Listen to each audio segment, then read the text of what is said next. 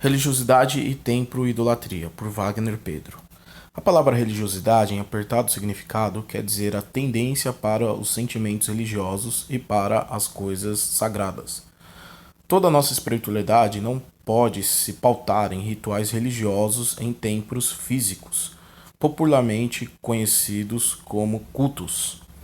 O apego à liturgia e à rotina semanal de frequentar um ambiente entendido como sagrado é tão grande que nos leva ao fanatismo religioso e faz com que muitos até cometam pecados contra seu semelhante, quebrando o segundo mandamento maior. Como disse certo pensador, a religiosidade é como um aquário que nos prende e nos separa do oceano da graça de Deus.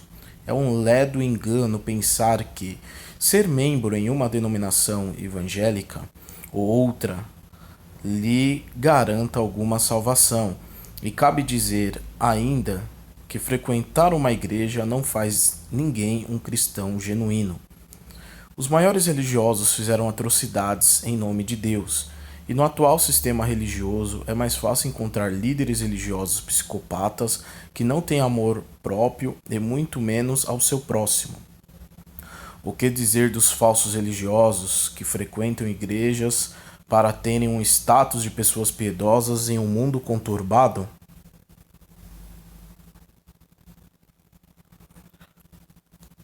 Como derradeiro, mas desejo no meu âmago que um dia caiam suas máscaras, pois além de não agradarem ao seu Criador, faz um desserviço à verdadeira mensagem do amor de Deus para a humanidade.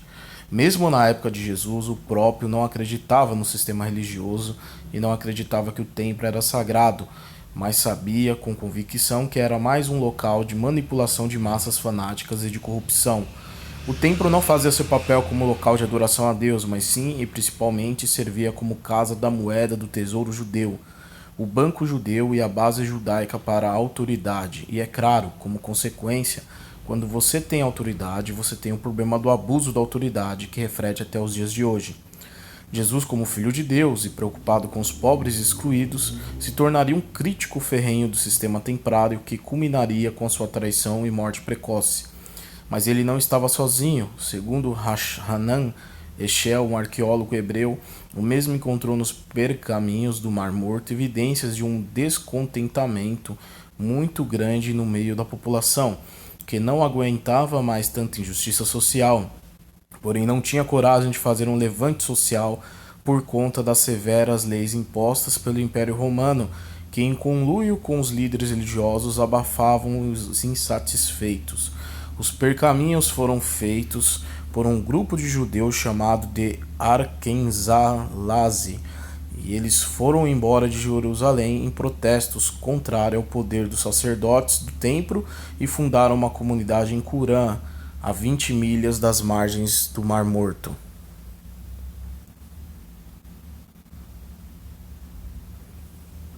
Dentre as injustiças que poderíamos mencionar, se você precisasse de incenso para o altar, não encontraria um lugar nenhum, exceto aqueles caros que pudessem ser comprados com a família dos próprios sacerdotes. Se você precisasse adquirir uma pomba para ofertar no templo como forma de sacrifício e cumprimento dos rituais judaicos, sendo que esta era considerada a menor oferta feita na época, certamente teria que, em tratativa de câmbio, converter sua moeda pela do templo, que se utilizava de moeda única, razão pela qual o seu prejuízo era agravado. Ouvindo tais esclarecimentos, fica fácil de entender por que Jesus entrou no templo e expulsou esta casta de aproveitadores que desde a época já existia. As pessoas de Curã criticavam os sacerdotes por guardar isso em segredo e tomar tanto dinheiro quanto fosse possível do povo que ia ao templo exercer a sua fé.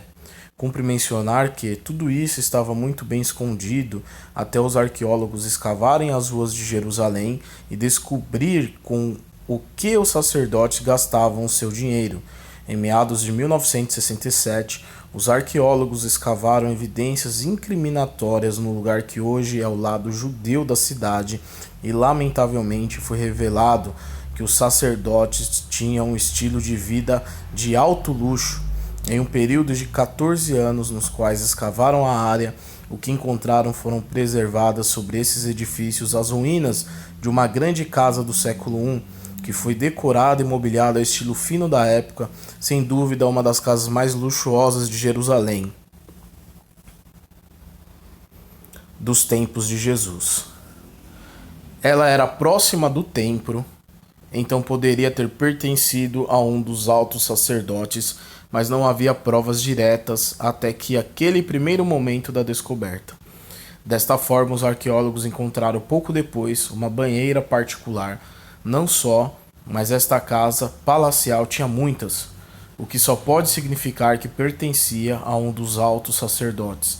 E para ter certeza dos indícios, foi escavada uma ponte particular, unindo as mansões ao templo, demonstrando ainda que os sacerdotes não se misturavam com pessoas, mas todas as outras pessoas, incluindo Jesus, andavam abaixo deles.